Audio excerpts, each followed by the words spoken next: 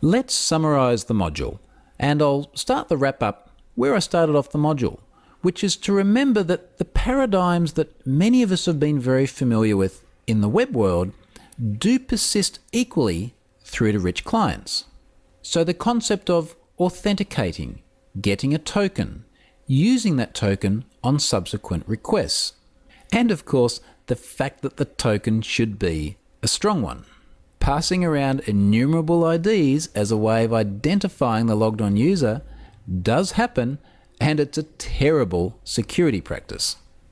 Speaking of auth tokens, we do need to protect them from attackers, and one of the biggest risks we face is the way they're sent over the network. Don't do what I've been doing in this app and send the attribute that identifies the user over an unencrypted connection. As I said earlier, the login really should be over HTTPS. Not only that, but every one of the subsequent requests that sends the auth token also has to be protected.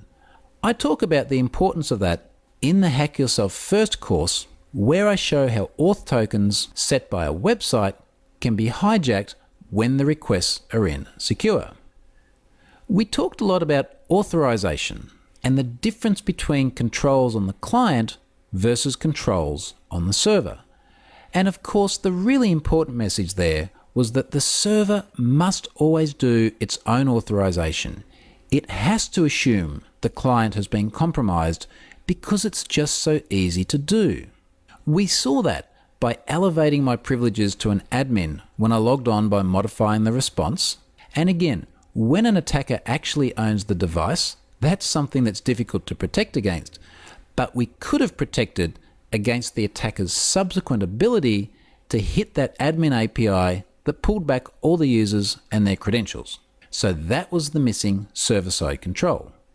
Incidentally, and I do talk about this at length in my other courses, but you should never be able to pull back users' passwords in plain text anyway. In fact, you shouldn't be able to pull them back even if they've been encrypted on the server, because that simply means that there's insufficient cryptographic storage. There's a whole module on that in my OWASP course. And finally, we looked at brute force attacks against the login API.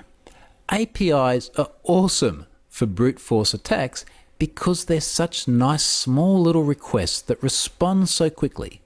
Awesome for attackers, not so awesome for us as developers. So do consider the mitigation for brute force attacks against APIs. This usually doesn't mean account lockouts, because that in itself can actually pose a denial of service risk to the user, but as I've said in the Hack Yourself First course, it may mean, for example, gradually increasing the duration between which subsequent requests can be made to try and authenticate the same user.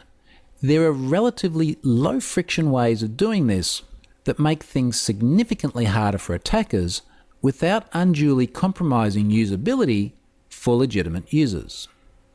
So that wraps up the module on API authentication and authorization vulnerabilities. Next up, let's start looking at SSL encrypted API traffic, and we're going to see some great real-world examples of how it's done well and also how it can be done pretty badly.